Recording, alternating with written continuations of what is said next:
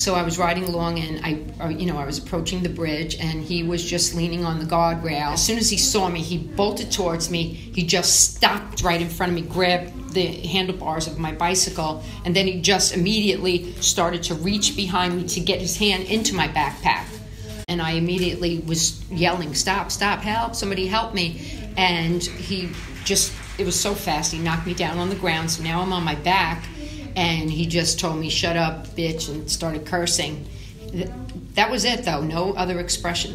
And he just took the knife out of his pocket, stabbed me in the chest, pulled it out. I looked at him and I said, "Please don't kill me."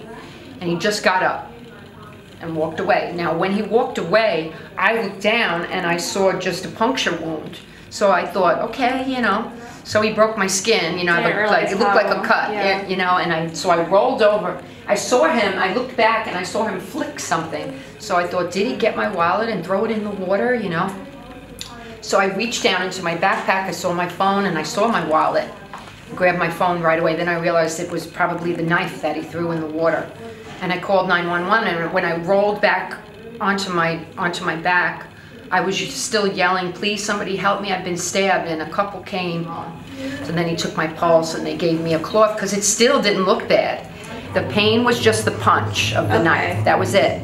So I was just laying there, I was closing my eyes and I was just laying there, and I just kept saying to everybody, "Please, please, somebody has to come, I don't want to die," But I still was very calm. Then the EMTs came, and even the EMTs thought it was just a puncture wound. And they were like, "She has a puncture wound to the chest," until I got into the ER and they did this chest scan. Then I was immediately brought out, from the machine immediately and prepped for OR. What did it puncture? Exactly? My right atrium. Your right atrium. So okay. I was losing blood, and my lungs were filling up with fluid. So while you were in the hospital, they were still trying to find this man. I have sympathy for the fact that he's 22 years old, and he's got quite a record. And this is what I'm passionate about. Where's everybody? This is his 10th arrest. He's only 22. Why isn't anybody stepping in to rehabilitate him? I am thankful, because he could have really beaten me up bad.